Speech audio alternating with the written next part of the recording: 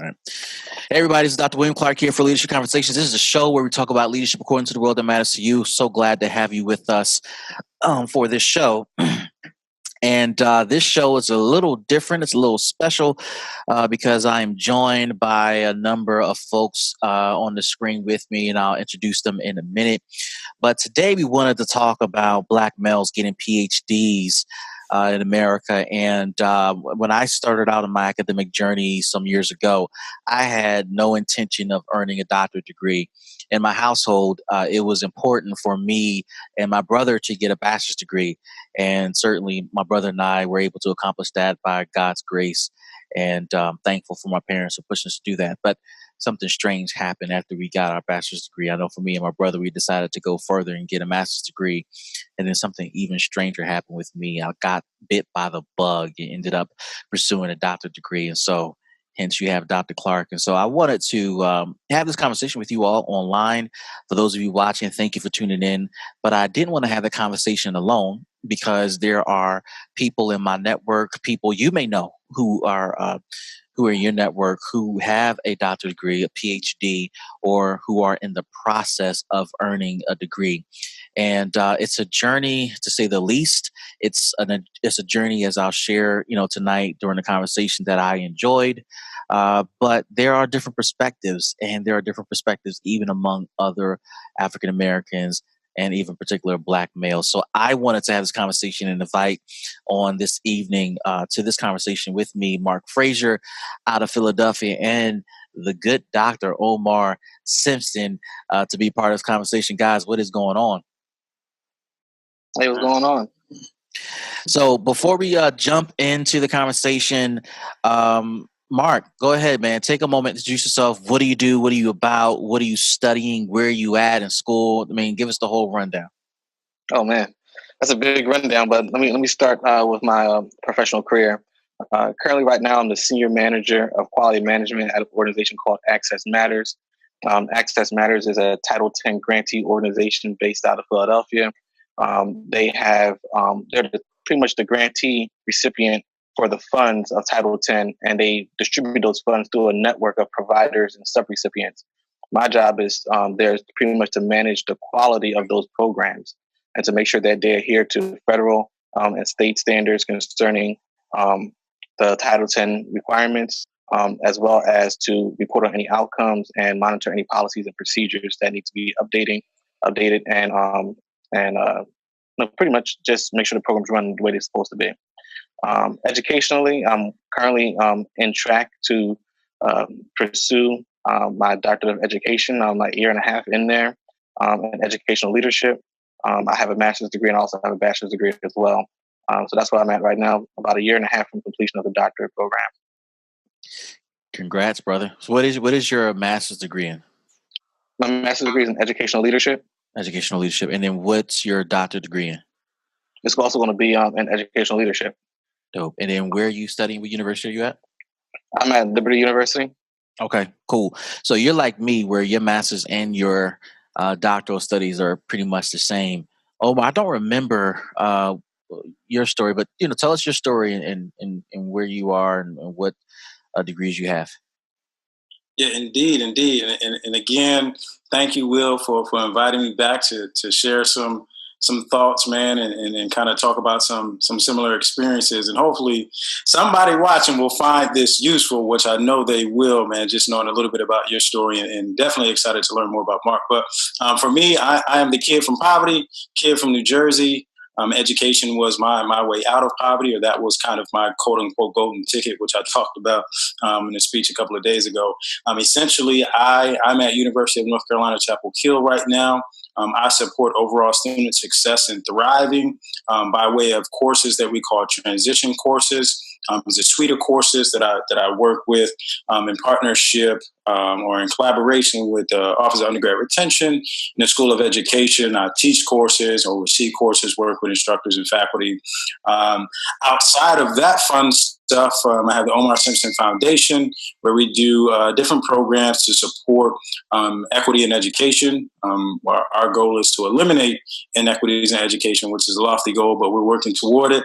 I do a lot of speaking, books, which we had the opportunity to talk about the last time I was on for Love of Education, Power of an Awakened Mind. And what we're here today to talk about is this wonderful PhD path for me, from poverty to PhD.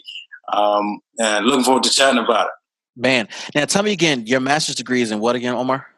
Yeah, my master's it's a long title, man. It's called Social and Philosophical Foundations of Education. Right. and what's your PhD in? PhD is called Culture, Curriculum, and Change, Triple C's program in School of Education. That ain't no shorter. I mean, it's a little short. I thought that would be a little better. You know, I had to take a breath before I said it, but I thought it was a little short. Oh, God, man. So me and Mark went for similar to programs. You went for long name programs. I get it. First lesson of the night. Make sure the name is long. That means it's got some weight to it. Man, so you know what? So you talked about going from poverty to PhD.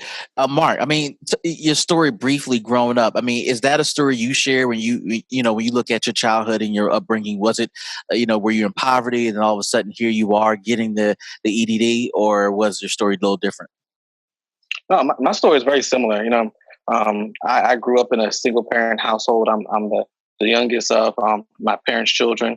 My mother, immigrant to the United States from Trinidad. We grew up in low income, moving from place to place. And as far as higher education is concerned, I'm a first generation college student. So I found myself kind of trailblazing the path, going to undergrad, going on getting a master's degree, and now even on a doctoral level. There's nobody even ahead of me in my family that I can look to in that respect. So it really is kind of like that whole poverty to PhD, poverty to doctorate degree, type of thing. Yeah. For me, I grew up in a middle class family. What was defined as middle class back in that time, today's a little different. My dad completed 2 years of college at Temple, and my mom 4 years, I think at the University of Georgia. And then she left, Atlanta to move to Philly and marry my father.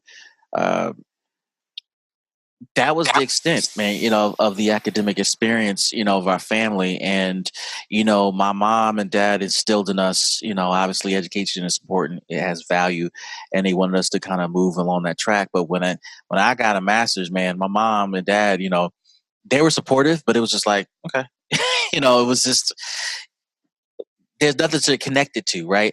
And I almost feel like today, getting a master's degree is like getting a bachelor's degree today.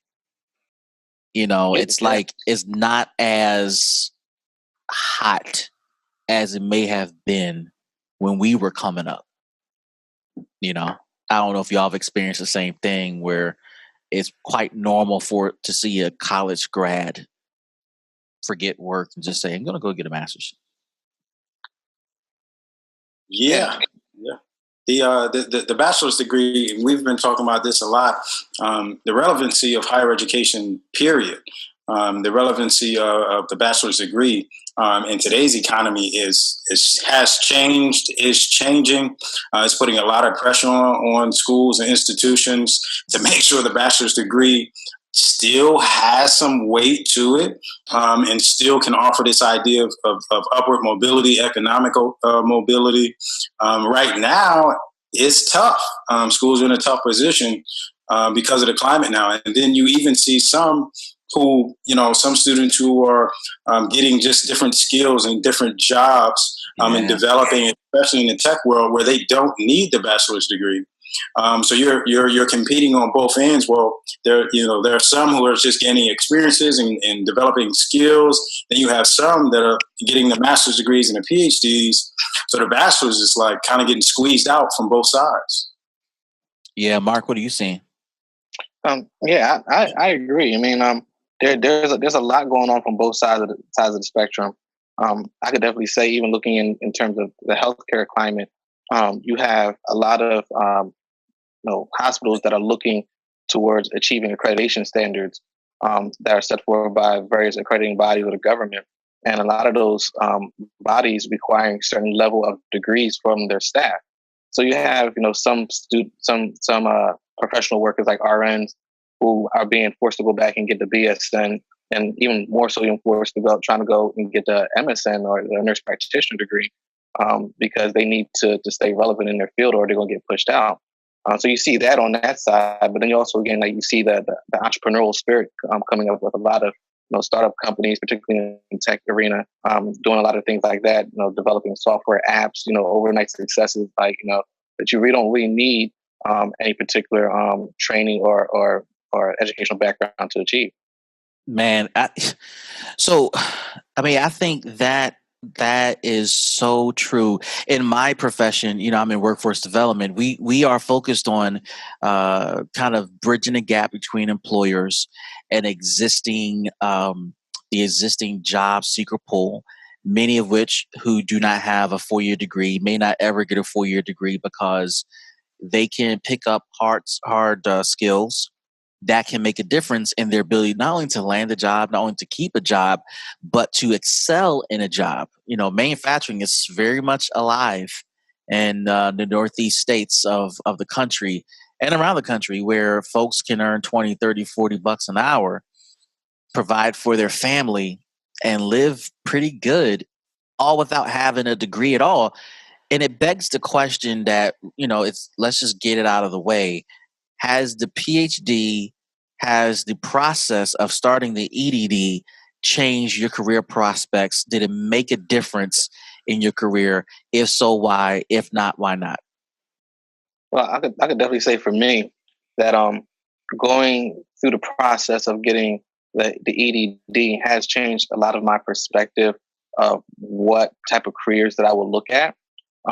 Because when you look at going through an EDD, and one of the things, like we'll get to this later on in the podcast concerning funding, is that most EDD programs are not based off of, you don't get any kind of funding for it, so you're pretty much doing student loans or you're paying that out of pocket.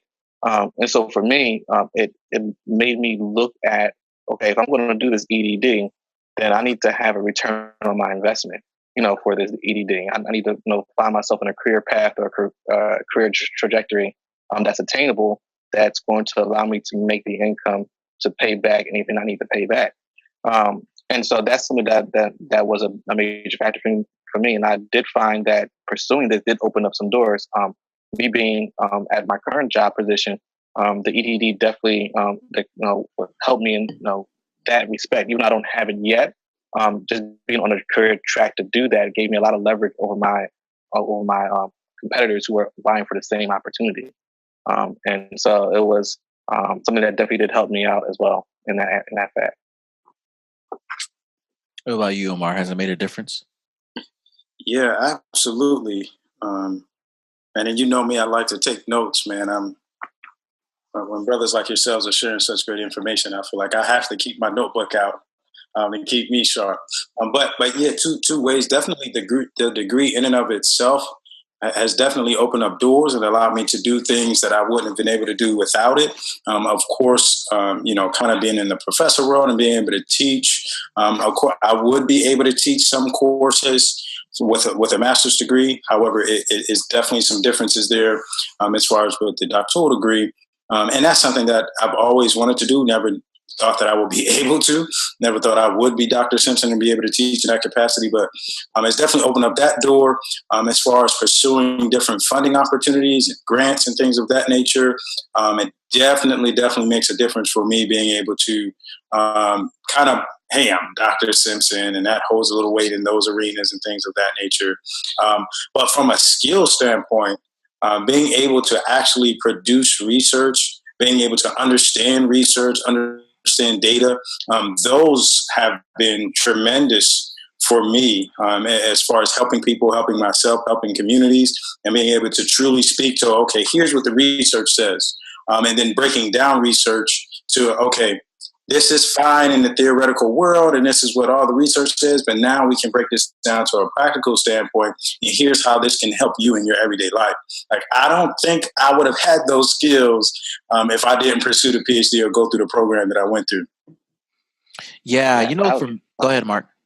Sorry. No, I definitely have to agree with Omar on that, because that's one of the things that I definitely say that I'm getting out of the EDD program as well, is the research basis of it, being able to take the knowledge and look at the statistical frameworks of things, and be able to break down data, especially since the work that I'm doing is very quality focused, very data centric. So being able to have those skills definitely like help me get that position as well. Yeah, I would say, the doctoral process provided significant value from a research perspective. A lot of it I still rely upon today, as I reference I reference it in my work. When I think about the question, has it impacted my career options? I'm not sure. I think that the title can sometimes be sexy or sexed up when people can say, yeah, I've hired Dr. Clark for this project, or yeah, Dr. Clark is working on this project, so this brings credibility to this grant. And obviously I'm lending my name based upon the work, and so I'm a part of that decision making. I don't know if it's made a difference, because I can't say that what my doctoral work is in is exclusively something that is being used in the marketplace. It tends to be my work tends to be a theoretical conversation for the circles I run in. So to be more specific, my work is in nonprofit and faith-based institution sustainability. How do those institutions raise resources outside of traditional funding sources to survive and thrive? Now, that idea is not novel. It is not new. It is not unique. I will say that there are nonprofits and churches doing that work around the country, around the world. So obviously, it is moving. But in the circles I'm currently running in, it is not a thing. It is not the perspective of the community, the nonprofit community that I'm involved in at this time. I suspect it will be as time goes forward, as funding continues to become restricted and constricting, and nonprofits and boards begin to look at a variety of ways to sustain its services, to keep its doors open, to keep staff paid, to keep services moving forward for clients. So to that end, I haven't seen a lot of movement. I will say, when it comes to consulting, when it comes to freelance courses I'm doing, when it comes to asking my opinion, when it comes to workshops, keynotes, yeah, it makes a difference there because of the work I put in, the research I put in, the application of the work, etc. Yeah. And let me say, I teach too, Omar. So that obviously a lot of more institutions are moving towards more PhDs or doctoral degrees teaching, even at the adjunct level. So yeah, it's made a difference there too. Yeah, I think just those two letters, man, it's an assumed level of skills that comes with it. They may or may not be there, but just from the outside person, once they see those, that's a doctor. There's assumed skill set without even knowing the program, without even knowing the school, what actually you actually went through, or the work you did. It's just an assumption there that, oh, this person is credible, or oh, this person has a particular skill set that is going to be useful for me. It's that's, I don't know. That's just the social context that we live in right now. Yeah, man. I agree with that. And I think people can be very deferential to the DR unnecessarily. I don't know about you guys, but one of the things I've learned, in my doctoral process is that you come in knowing everything as a master degree student, because you run the world now at the master's level, and you graduate as a doctor knowing absolutely nothing. And all you know, and I quote my professors, all you know is the period at the end of the sentence in the fourth sentence of the fifth paragraph of page 36, chapter 2. I don't know nothing else. Don't ask me about nothing else.